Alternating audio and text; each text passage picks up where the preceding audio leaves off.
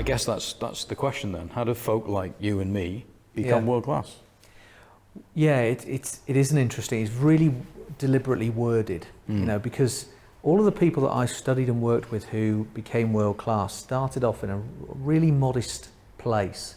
The myth, the perception from some people is that these people must have had kryptonite flowing around their veins. They were just born this way, or at some point in time they got hit on the head with a magic wand, or they had this amazingly lucky break, or whatever it was.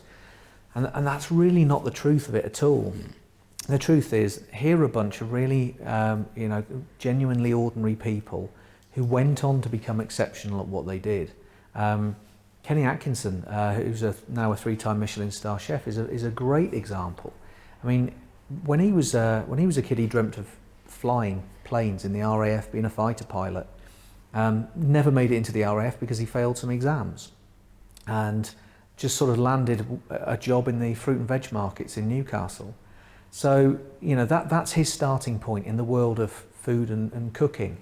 He had a job in a pub. He was pot washing in his uncle's pub and cleaning down the kitchen, and just sort of started to get an understanding that this was an environment he really loved being in. He enjoyed it. He wanted to come back in. He wanted to learn more. He was interested in what they did. He was interested in food, and that's kind of that was the start point from his point of view.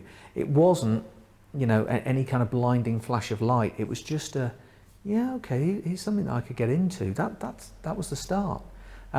Chris Cook, who swam 2 lengths of the pool as fast as he possibly could, finished off double Olympian, Olympic finalist, double Commonwealth gold medalist, Commonwealth record holder, finished as the 7th fastest in history.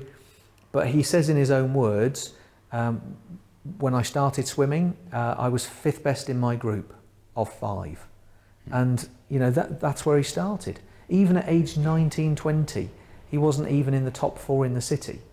Which is quite old for a swimmer. Absolutely. To be fair, it's not quite gymnastics, where if you haven't made it by the age of about 8, you're not going to make it. But 18, 19 in swimming, if you haven't made it, if you're not on the radar at least, people are starting to discount you. So by no means were these people talented in the classic sense of the word that we think of. They were just naturally imbued with something, or they naturally just found it easy. These were ordinary people, very genuinely.